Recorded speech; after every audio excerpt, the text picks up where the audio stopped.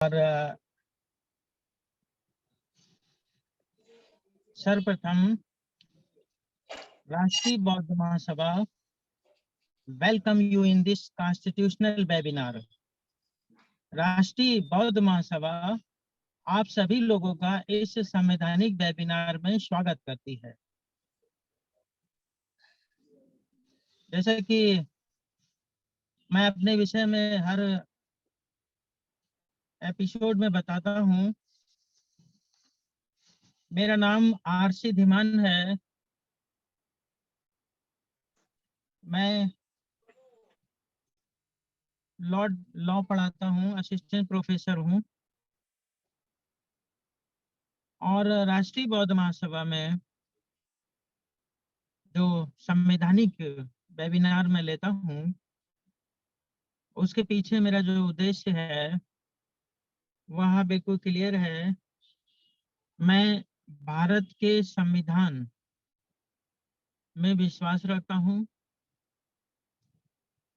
भारत के संविधान के अंदर समता, स्वतंत्रता, बंधुता, न्याय, गरिमा इत्यादि मानवीय मूल्यों का समर्थन करता हूं। धर्म के आधार पे, जाति के आधार पे, लिंग के आधार पर या किसी भी आधार पे किए जा रहे भेदभाव का मैं समर्थन नहीं करता हूं। मेरा उद्देश्य किसी भी राजनीतिक पार्टी की विचारधारा का समर्थन या विरोध करना नहीं है। मेरा उद्देश्य भारत देश के अंदर भारत के नागरिकों को लीगल एजुकेशन यानी कि विधिक शिक्षा प्रदान करना, विधिक जागरूकता प्रदान करना है। उसमें विशेष तौर से भारत के संविधान के संबंध में भारत के नागरिकों को जानकारियां प्रदान करना मेरा उद्देश्य है। मैं यह जानकारी बिना किसी भी प्रकार की चल अचल संपत्ति या किसी भी प्रकार के धन या किसी प्रकार के गिफ्ट या किसी प्रकार के भी लाभ को लिए बगैर निशुल्क भारत के नागरिकों को संवैधानिक ज्ञान प्रदान करने के उद्देश्य से ज्ञान प्रदान कर रहा हूँ। जैसा कि आप सभी लोग जानते हैं कि राष्ट्रीय बौद्ध महासभा, जिसके संस्थापक माननीय धर्म प्रकाश भारती जी, पूर्व एमएलसी जी हैं, और उनके अथक प्रयास से भारत में ही नहीं, भारत के बाहर भी राष्ट्रीय बौद्ध महासभा निरंतर आगे बढ़ रही है। राष्ट्रीय बौद्ध महासभा के कार्यवाहक अध्यक्ष माननीय बादल सिंह बौद्ध जी आज के इस वेबिनार की अध्यक्षता कर रहे हैं। माननीय अध्यक्ष महोदय और संचालन कर रहे हैं माननीय संचालनकर्ता। भारत देश के अंदर राष्ट्रीय बौद्ध महासभा के पदाधिकारी, राष्ट्रीय, प्रांतीय, जिला एवं क्षेत्र स्तर के समस्त पदाधिकारीगण, कार्यकर्तागण, समर्थक एवं भारत देश के नागरिकों, अभी 26 नवंबर 1949 को हम भारत के लोगों ने संविधान दिवस को मनाया और यह प्रदर्शित किया कि संविधान के लागू होने से भारत के नागरिकों को अपार सफलता मिली है, अपार प्रसन्नता हुई है। जिन वंचित, निर्धन, कमजोर, दुर्बल नागरिकों को, जिनके साथ जाति के आधार पे भेदभाव होता था, जिनके साथ धर्म के आधार पे भेदभाव होता था, जिनके साथ लिंग के आधार पे भेदभाव होता था, जिनके साथ क्षेत्र के आधार पे भेदभाव होता था, जिनके साथ भाषा के आधार पे भेदभाव होता था, जिनके साथ नाना प्रकार से अमीर, गरीब, अन्य प्रकार से जो भेदभाव होता था, जिसकी वजह से भेदभाव के कारण जो है मनुष्य का मानसिक और शारीरिक विकास अवरुद्ध हो गया था। मानसिक और शारीरिक विकास अवरुद्ध हो जाने से व्यक्ति की क्षमता पर प्रभाव पड़ता है, और उस अगर किसी देश के नागरिकों की शारीरिक और मानसिक क्षमता पर प्रभाव पड़े, उनका मानसिक और शारीरिक विकास, आर्थिक विकास अवरुद्ध हो जाए, तो उस देश की प्रगति किसी भी दशा में हो नहीं सकती, क्योंकि देश की तरक्की देश के नागरिकों की तरक्की पर निर्भर करती है। और 26 नवंबर 1949 को जब भारत का संविधान लागू हुआ, तो ऐसे वर्ग जिनको सामाजिक, आर्थिक और राजनीतिक न्याय प्राप्त नहीं होता था, जिनके पास अवसर नहीं थे, सर्विस में इक्वालिटी नहीं थी, अपॉर्चुनिटी नहीं थी, इक्वालिटी नहीं थी उनके पास, ऐसे वर्ग को संविधान ने आगे इक्वल स्टेटस दे करके आगे लाने का काम किया, जिसमें जो है भारत देश के अंदर अनुसूचित जाति, जनजाति वर्ग, जिसको संविधान के अंदर प्रावधान दे करके लिखित रूप से उनके विकास के लिए योजनाएं जो है बनाई गई हैं, और उसी तरीके से पिछड़े वर्ग के लिए, उसी तरीके से महिलाओं के लिए, उसी तरीके से अल्पसंख्यक वर्ग के लिए इस संविधान ने जो है आगे उन्नति करने का रास्ता प्रदान किया। इसलिए भारत देश के नागरिकों ने 73वें संविधान दिवस, यानी कि जो संविधान दिवस 26 नवंबर 1949 को हम लोग ने सेलिब्रेट किया, उसको भारत देश के नागरिकों ने जगह जगह पे उत्साह के साथ सेलिब्रेट किया। और जो राष्ट्रीय बौद्ध महासभा के माध्यम से संविधान के संबंध में जानकारी देने का काम हम लोग कर रहे हैं, उसका प्रभाव ये पूरे देश में पड़ा हुआ है कि लोग अलग अलग संगठन बना करके, लोग अलग अलग मंच बना करके संविधान की बात करते हैं, प्रियम्बल की शपथ लेते हैं, प्रियम्बल को महत्व देते हैं, और संविधान की पुस्तकें भी बांटते हैं। तो ये एक सेलिब्रेशन है हमारे अधिकारों को हमें याद रखने के लिए कि हमको सामाजिक, आर्थिक, राजनीतिक जो न्याय नहीं मिलता था, वह इस संविधान से प्राप्त हुआ है। आज मैं किसी कार्य से निकला हुआ था, तो फैमिली के साथ, तो थोड़ा मैं लेट हो गया, गाड़ी से हम जा ही रहे थे, लेकिन मुझे लगा कि बीच में गाड़ी रोक करके थोड़ा सा मैं इस कार्यक्रम को संभाल लूं, क्योंकि हमारे साथियों को डायरेक्शन मिले कि क्या करना है, कैसे करना है। तो जो हमारा आज का कार्यक्रम है संवैधानिक, हम उस पर बात करते हैं। हमारे जो समाज में लीडर्स हैं, लीडर्स आर रीडर्स। जो लीडर होता है वो रीडर होता है। अगर वह रीडर नहीं है, पढ़ने वाला नहीं है, तो वो लीडर सफल नहीं है।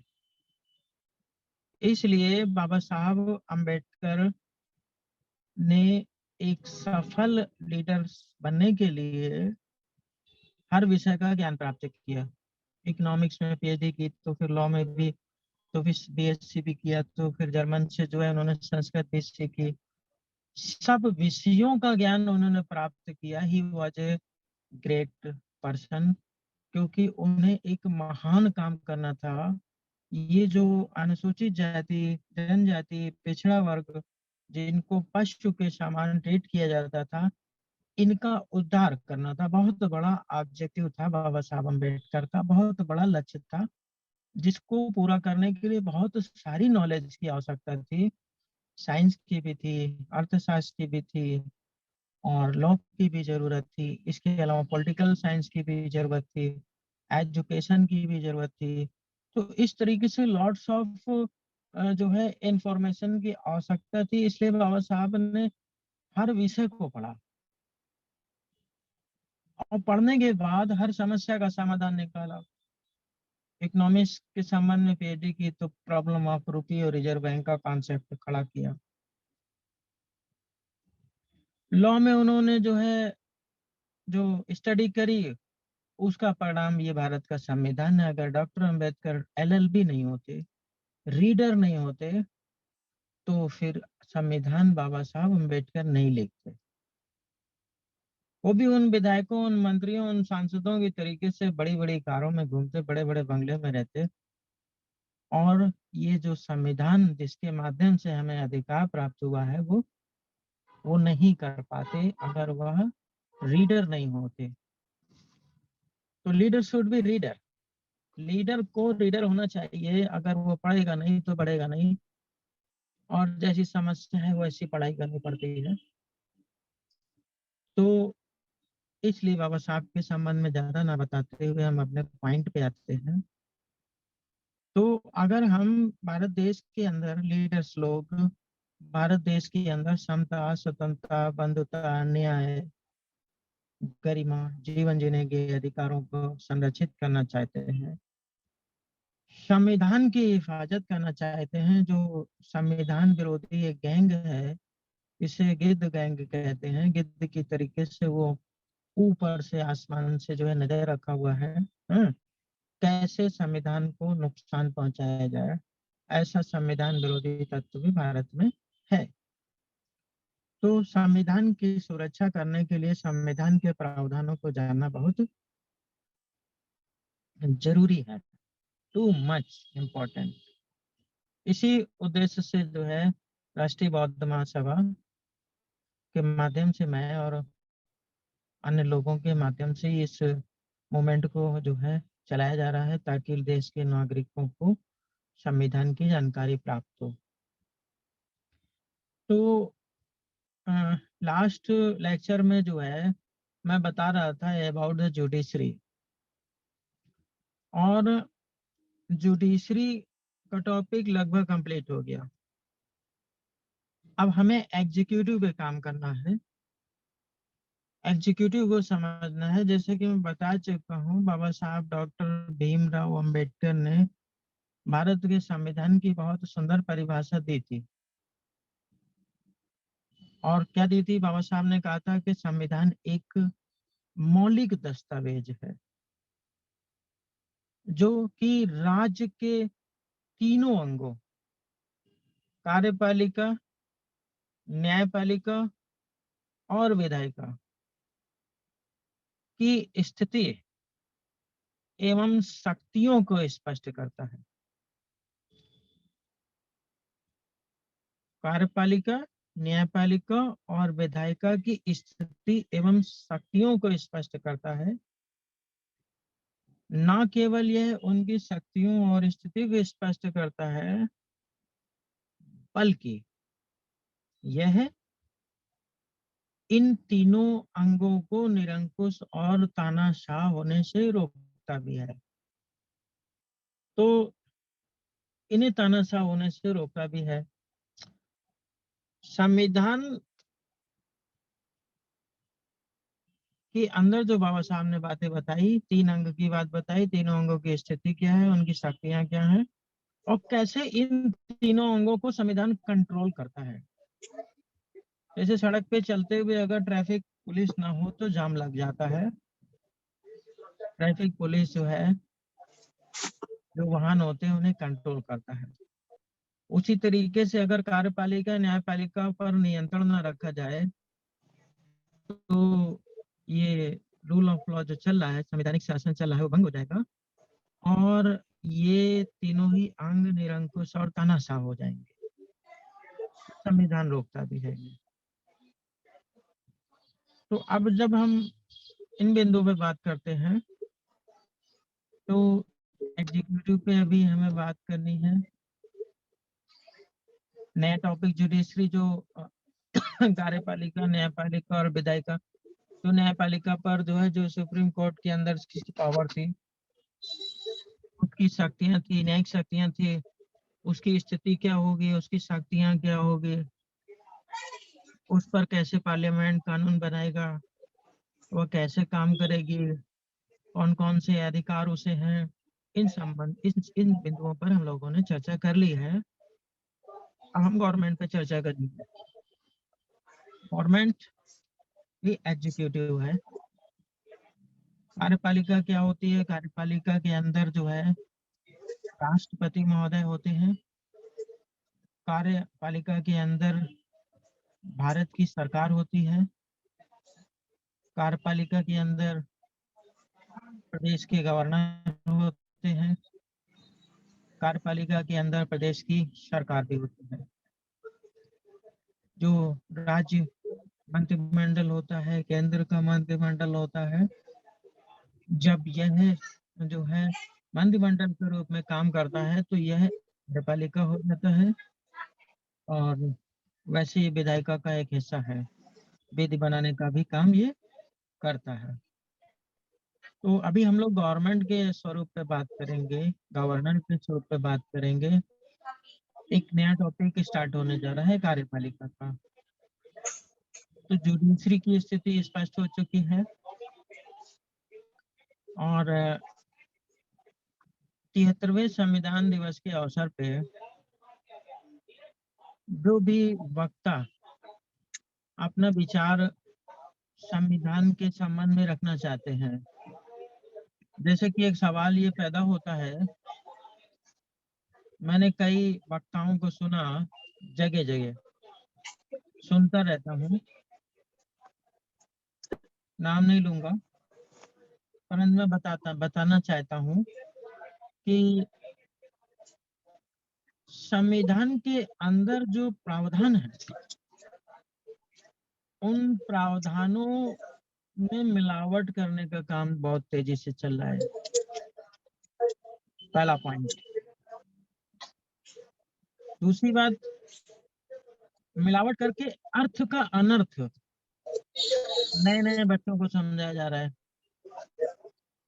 जो अर्थ है उसका अनर्थ करके समझाया जा रहा है। तो ये जो संविधान के अंदर दिए गए प्रावधानों को मिस गाइड करते हुए समझाने का जो काम चल रहा है और मिलावट करने का काम चल रहा है, उसकी वजह से संवैधानिक प्रावधानों पे एक भ्रम की स्थिति आने वाले कल में पैदा होने वाली है। तो संविधान बचाने के लिए संविधान को पढ़ना बहुत जरूरी है और उसका सही अर्थ समझना जरूरी है और फिर अन्य लोगों को सही ढंग से उसे समझाना भी बहुत जरूरी है। तो आज सबसे बड़ा चैलेंज ये है भारत देश के अंदर कि जो दबे कुचले लोग थे, जो महिलाएं हैं, जिन्हें लिंगी आधार पर विभेद होता है कि भाई तुम महिला हो, तुम ये काम नहीं कर सकती, discrimination basis of the sex, discrimination basis of the caste, discrimination basis of the religion, discrimination basis of the language, discrimination basis of the place, birthplace. कहते नहीं मैं काशी में पैदा हुआ, बनारस में पैदा हुआ, जो बनारस में पैदा हुआ काशी में पैदा हुआ। कबीर जी के विषय में ये बात सभी लोग को मालूम है। तो ये जो basis of the caste discrimination है और जिसकी वजह से ये वर्ग देश का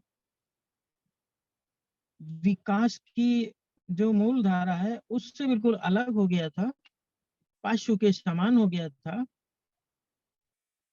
अगर संविधान के अंदर दिए गए अधिकार सुरक्षित ना रहे। संविधान एक ऐसा दस्तावेज है जिसके अंदर अनुसूचित जाति, जनजाति, पिछड़ा वर्ग और महिलाओं के अधिकार सुरक्षित है।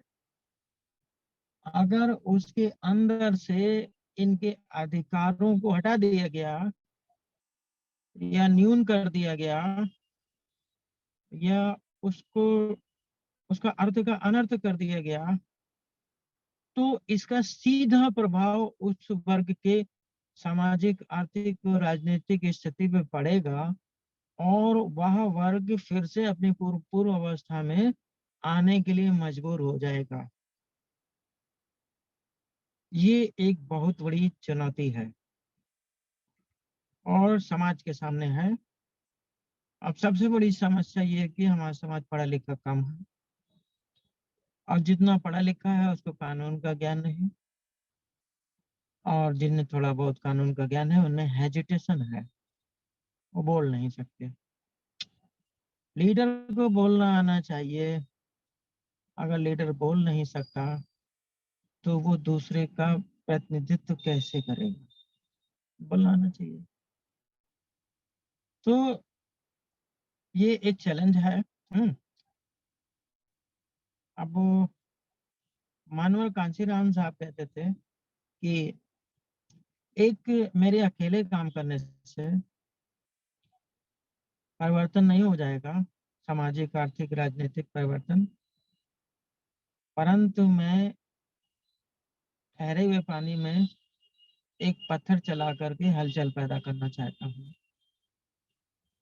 और उन्होंने अपने पूरे जीवन काल में जो पत्थर चलाया उससे आज हलचल पैदा हो गई है, अम्बेडकरवाद जीवित हो गया है, बुद्धिज्म जीवित हो गया है, परंतु वह अपने लक्ष्य को अभी तक नहीं प्राप्त कर सका है। तो इस चीज को देखते हुए मैं ये चाह रहा था कि क्या मानना है। संविधान दिवस के अवसर पे दो वक्ता अपने बीच से, उनका क्या दृष्टिकोण है, कैसे इस चैलेंज से निपटेंगे कि भाई जो है, कोई कहता है डॉक्टर अंबेडकर ने संविधान नहीं बनाया, फलाने ने लिखा, एक टाइपिस्ट का नाम लेते हैं। अब ये भ्रम की स्थिति से कैसे निपटा जाएगा? दूसरी बात, संविधान में धर्म को मिलाना, उससे कैसे निपटा जाएगा? संविधान के जो उद्देश्य हैं उनको गलत ढंग से पेश करना, उससे कैसे निपटा जाएगा? और ये संविधान अंतिम संविधान नहीं है, इसके बाद भी संविधान आएगा, इस डायलॉग से कैसे निपटा जाएगा? तो जो चैलेंजेस हैं, न्यू चैलेंजेस हैं इस समय भारत के संविधान के सामने, वैचारिक लड़ाई विचारों से ही लड़ी जा सकती है। उनका काउंटर तैयार करके एक क्वेश्चन जो चल रहे हैं आज, उन क्वेश्चंस का जवाब तैयार करके और उसको लिपिबद्ध करके एक सिस्टमैटिक ढंग से हर सवाल का जवाब तैयार करके उसे दिया जाए, विचारों के माध्यम से, सेमिनार्स के माध्यम से, बुक के माध्यम से, तो उसका काउंटर हो जाएगा। जैसे जैसे सवाल आते हैं उनके जवाब तैयार करके उसका काउंटर करना पड़ेगा, हर बात का काउंटर करना पड़ेगा। तब जाके संविधान बचेगा। संविधान को बचाने के लिए वैचारिक युद्ध की आवश्यकता है। तो मेरा यही मानना है। अभी क्या है कि मैं तो रोड पे हूँ, कार के अंदर, और एक जगह पे गाड़ी खड़ी करके आप लोग से बात कर रहा हूँ। दो वक्ताओं से मैं जानना चाहता हूँ कि ये जो इश्यूज हैं, इनका क्या समाधान है, कैसे निकाला जाए, क्या कहना है आप लोग का? तो मैं माननीय बादल सिंह बौद्ध जी से निवेदन करूंगा कि वह जो भी, अगर कोई बोलने का इच्छुक है तो वह बताएंगे। अब तब जो है 2 मिनट में, 5 मिनट में, जो भी है दीजिए।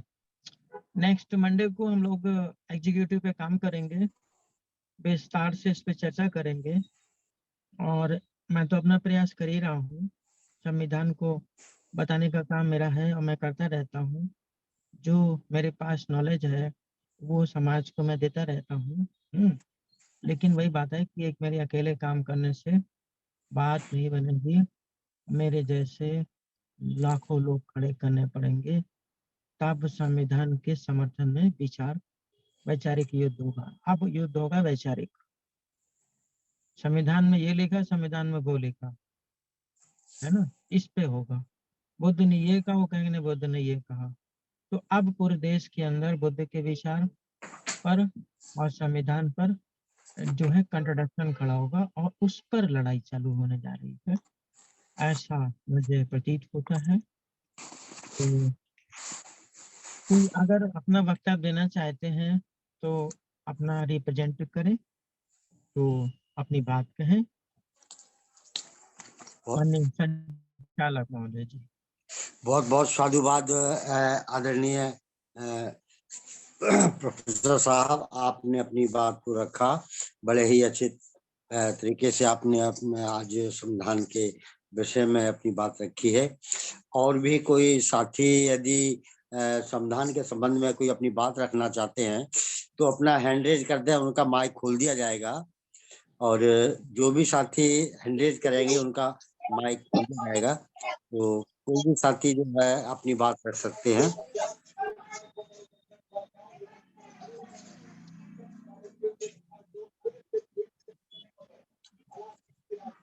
जी, कोई भी साथी अपनी बात रख सकते हैं, इसके लिए हैंड रेज करें।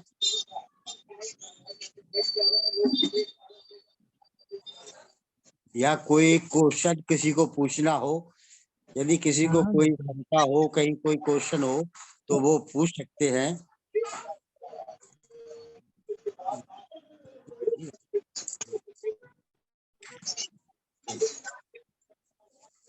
अपनी योजना बता सकते हैं कि आपके दिमाग के अनुसार ऐसा क्या करना चाहिए जिससे कि संविधान का जो है उद्देश्य ज्यादा से ज्यादा पूरा हो सके।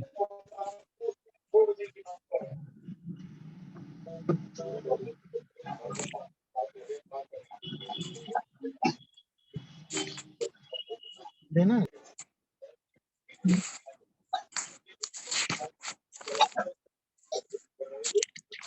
अध्यक्ष जी को बुलवा दीजिए, संचालक जी। अच्छा, तो आज के हमारे संविधान भाषण में आज की अध्यक्षता कर रहे आदरणीय तुलसीदास लाहिड़ी साहब हमारे बीच उपस्थित है। तो मैं उनसे अनुरोध करूंगा कि वो आए और अपनी बात रखें। आदरणीय तुलसीदास लाहिड़ी साहब।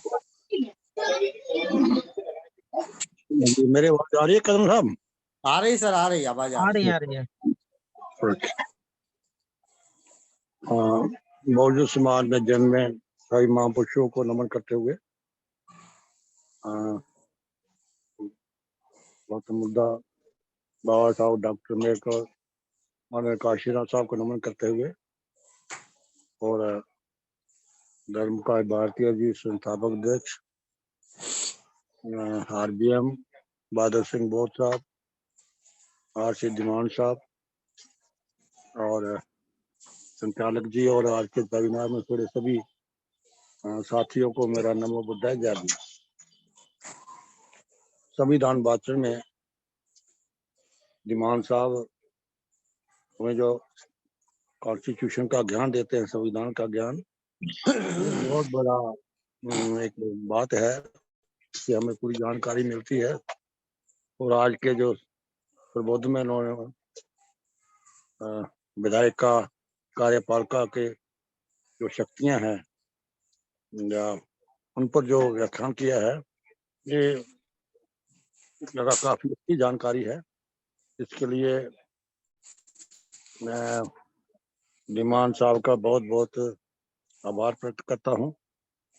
और जिन साथियों ने आज के वेबिनार में हिस्सा लिया है, उनका भी बहुत बहुत आभार, क्योंकि आज के सभी साथियों ने जो संविधान के ऊपर चर्चा हुई है, जो धीमान साहब ने आप सबने सुना है, उसमें मुझे विशेष कोई कहने की बात है नहीं। तो सभी बुद्धिमान साथी हैं।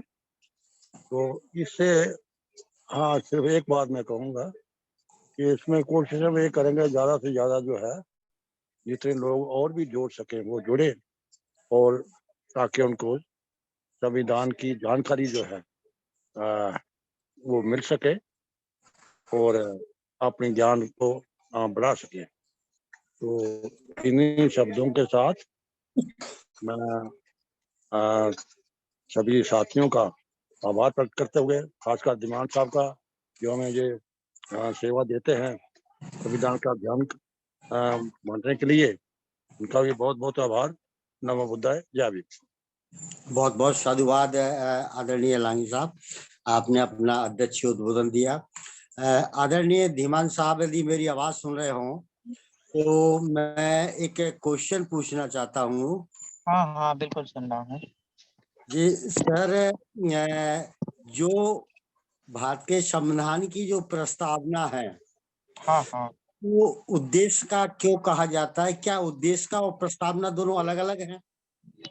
एक ही चीज है, प्रस्तावना और उद्देशिका एक ही चीज है, अच्छा अलग अलग नहीं है। अच्छा, लेकिन मैं ये उद्देश्य जानना चाहता हूँ कि जैसे कि N.K. पालीवाल साहब ने प्रस्तावना को परिचय पत्र कहा और अल्लादी कृष्ण स्वामी अय्यर ने उसको दीर्घकालीन सपनों का विचार या कुंजी कहा। हाँ हाँ कहा। तो फिर अनुच्छेद 32 में बाबा साहब अम्बेडकर ने उसको जो है आत्मा या कुंजी कहा। इसमें कोई मतलब किस प्रकार से देखिए, जब हम हिंदी, गुजराती, उर्दू, पंजाबी कई भाषाओं में जो है उद्देश्य को देखते हैं तो फिर बहुत स्थिति खड़ी होती है, हैं? तो इसीलिए सुप्रीम कोर्ट की जो भाषा है वो इंग्लिश रखी गई है और लीगल लैंग्वेज इंग्लिश है। जब हम किसी शब्द पर भ्रम की स्थिति में आते हैं तो उसमें उसका इंग्लिश में क्या है वर्जन, इंग्लिश में जो है कॉन्स्टिट्यूशन में क्या लिखा गया है, तो जब हम इंग्लिश में देखते हैं तो प्रियम्बल लिखा हुआ है। प्रियम्बल एक ही शब्द है, इंग्लिश में है। और प्रियम्बल क्या है? हम भारत के लोग भारत को एक संपूर्ण प्रभुत्व संपन्न समाजवादी पंथ निरपेक्ष लोकतंत्रात्मक गणराज्य बनाने के लिए तथा उसके समस्त नागरिकों को सामाजिक, आर्थिक, राजनीतिक, न्याय, विचार, विश्वास इत्यादि की जो है जो स्वतंत्रता है वो सब प्रदान करना, ये संविधान का उद्देश्य है। और उद्देश्य के संबंध में जो है सुप्रीम कोर्ट ने कई केसेस में बताया हुआ है कि किसी भी अधिनियम की के अंदर जो उसकी प्रियम्बल होती है वही उसका उद्देश्य होता है। और जो विधायिका होती है, पार्लियामेंट होती है या विधानसभा होती है, जब कोई कानून बनाती है तो वो कानून किस उद्देश्य से बनाया गया है, आखिर ये एक्ट आखिर पार्लियामेंट को बनाने की जरूरत क्यों पड़ी, तो क्यों, वाई हमेशा प्रियम्बल में होता है। तो जब सुप्रीम कोर्ट को इंटरप्रिटेशन करना होता है और शब्द में भ्रम की स्थिति उत्पन्न होती है तो सुप्रीम कोर्ट विधायिका का आशय देखता है कि आखिर विधायिका ने ये एक्ट बनाया क्यों। आवश्यकता पड़ती है तो पार्लियामेंट के अंदर की डिबेट भी स्टडी करी जाती है और उस उद्देश्य को दृष्टिगत रखते हुए किसी भी आर्टिकल या किसी भी सेक्शन का इंटरप्रिटेशन जो है न्यायालय करता है। तो न्यायालय का काम है इंटरप्रिटेशन करना, और लॉ अपनी जगह एज इट इज रहता है। अब जैसे कि एक आर्टिकल है 21 भारत के संविधान में, वो संविधान में लिखा हुआ है, no person shall be deprived of his life and liberty except the procedure established by law.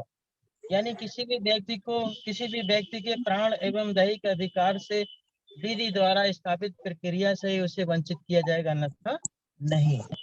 ऐसा लिखा हुआ, बिल्कुल एज इट इज लिखा हुआ है, जैसा मैंने बताया। अब सुप्रीम कोर्ट को डिसाइड करना है कि इसका अर्थ क्या है। सुप्रीम कोर्ट उसका अर्थ डिसाइड करेगी, उसी को पावर है, मतलब न्यायालय को पावर है, हाई कोर्ट भी उसमें शामिल है इंटरप्रिटेशन में संविधान के। तो ऐसी स्थिति में जो इंटरप्रिटेशन वो कर दें, जैसे कि केस में उन्होंने इंटरप्रिटेशन किया कि शारीरिक जो है शरीर को जो है बांध के रखना अलाउ नहीं है। जो फ्रीडम की बात करी, शारीरिक स्वतंत्रता तक ही उन्होंने रखी। उसके बाद जब सुप्रीम कोर्ट ने अन्य केस में डिसाइड किया तो बताया कि नहीं, शारीरिक स्वतंत्रता की बात नहीं है, इसमें डिग्निटी की बात भी है, इसमें प्राइवेसी की बात भी है, इसमें एजुकेशन की बात भी है, इसमें लाइफ की बात भी है। और लाइफ जो शब्द इस्तेम का इंटरप्रिटेशन बाद के केसेस में किया गया, वो बहुत विस्तृत रूप में किया गया और बताया गया कि लाइफ का मतलब है जीवन, और जीवन को जीने के लिए जिन जिन चीजों की जरूरत है वो सब इस आर्टिकल के अंदर आता है, चाहे पानी हो, चाहे बिजली हो, चाहे सुरक्षा हो, everything is include in the life. Life शब्द को इस तरह से इंटरप्रेट किया है कि बहुत विस्तार हो गया। आर्टिकल 21 पे बहुत बड़ी पीएचडी, बहुत बड़ी थीसिस हो सकती है एक आर्टिकल पे। तो इंटरप्रिटेशन तो न्यायालय को ही करना है। कभी वो कुछ कहता है, कभी कुछ कहता है सुप्रीम कोर्ट। एक शब्द का वो अर्थ किसी केस में कुछ डिसाइड कर सकता है, बाद में उस शब्द का अर्थ बदल के फिर कुछ और डिसाइड कर सकता है। ये पावर सुप्रीम कोर्ट को संविधान में दिया है। अब वो they are intelligent person, learned person है, उन्हें कानून मालूम है, वो जो अर्थ निकालना है वही निकाल सकते हैं, उन्हीं का अपॉइंटमेंट हुआ, उन्हीं को करना है, उन्होंने जो फाइनल कर दिया दैट इज फाइनल। तो जो आर्टिकल 141 है कि उच्चतम न्यायालय द्वारा घोषित विधियां उसके अधीनस्थ न्यायालय पर बाध्यकारी होंगी। तो उच्चतम न्यायालय जो निर्णय करेगा वो निर्णय सभी कोर्ट को मानना पड़ेगा, हाई कोर्ट हो चाहे डिस्ट्रिक्ट कोर्ट हो। परंतु उच्चतम न्यायालय अपने निर्णय से स्वयं नहीं बंधा हुआ है, क्योंकि अगर उसने किस शब्द का इंटरप्रिटेशन कर दिया, जैसे कि Maneka Gandhi versus Union of India case के अंतर्गत उन्होंने जो डिसीजन दिया था, तो उसमें भी जो है राइट टू मूवमेंट का मामला था। तो राइट टू मूवमेंट पे जो डिसीजन दिया, आर्टिकल 21 पे जो डिसीजन दिया, पलट के रख दिया पुराने केस को। तो इस तरीके से सुप्रीम कोर्ट अपने केस अपने दिए गए निर्णय से बंधा हुआ नहीं है, और जो इंटरप्रिटेशन उसने कर दिया वही हमेशा के लिए नहीं रहेगा। इसीलिए फिर जो न्यायालय के अंदर वकील लोग होते हैं लेटेस्ट केसेस देखते रहते, क्योंकि नए नए केस में सुप्रीम कोर्ट ने क्या डिसीजन कर दिया, पहले तो ये था क्या हो गया। इसलिए जिसको जो अपडेट होता है वही न्यायालय में सफल होता है, जो अपडेट नहीं होता उसको पता ही नहीं होता, वो तो पुराने निर्णय को ही लैंडमार्क जजमेंट मान के चलता है। इसलिए हम सुप्रीम जो लॉयर्स होते हैं वो हमेशा जो है AIR खरीदते रहते हैं, ताकि पढ़ते रहते हैं किस समय क्या हो रहा, बिल्कुल अपडेट रहते हैं, ये कारण होता है। नेक्स्ट कोई पॉइंट रह गया हो तो आप बताइए, जिसको और क्लियर करना हो। बहुत बहुत साधुवाद सर। हेलो, जी बहुत बहुत साधुवाद सर। हाँ तो बताइए, कोई क्वेश्चन हो तो बता सकते हैं। तो और किसी को कोई पूछना हो क्या करना हो, नहीं तो कार्यक्रम को अब समापन की ओर ले जाते हैं और सभ्य सत्ता के माध्यम से कार्यक्रम को समापन करते हैं। आदरणीय बादल सिंह बहुत साहब, कार्यवाही अध्यक्ष जी से अनुरोध करूंगा कि वो अपना आभार व्यक्त करेंगे। आदरणीय बादल जी। उपस्थित सभी आदरणीय जनों का बहुत बहुत आभार। आज आप संविधान के वाचन में उपस्थित हुए। प्रत्येक सोमवार की भांति इस सोमवार भी आपने अपना समय दिया, और अगले सोमवार को हम विधिवत तरीके से अगले जो अनुच्छेद हैं उन पर माननीय धीमान साहब के विशेष व्याख्यान सुनेंगे। और एक जो बात और रखी धीमान साहब ने वो ये है कि हमको लर्नर हमें भी तैयार रहना है। अगला कौन सा हमारा अनुच्छेद है, उस अनुच्छेद को हमको पढ़कर आना है। हम पढ़ते नहीं है, मात्र बन बे सुनते रहते हैं। ये एक विशेष महत्वपूर्ण बात रही है कि हमको भी पढ़ना है, सबके पास संविधान होना चाहिए। अगला जो अनुच्छेद है उस पर पढ़कर आए, उसके बारे में समझ में नहीं आता है तो गूगल पे से निकाल के देखें, और फिर भी समझ में नहीं आता है तो बताने के लिए धीमान साहब उपस्थित हैं। तो उनका उद्देश्य ये है धीमान साहब का कहने का कि आपको भी पढ़ना होगा, मेरे अकेले से कुछ नहीं होने वाला है, आप भी पढ़िए तो मेरे बताने का उद्देश्य सही निकलेगा। तो इस बात को हम ध्यान रखेंगे। अगला जो बिंदु है 146-47, उसको आप पढ़ेंगे, आपके पास संविधान हो तो, नहीं है तो तब भी गूगल पे निकलेगा, सबके पास एंड्रॉइड फोन है।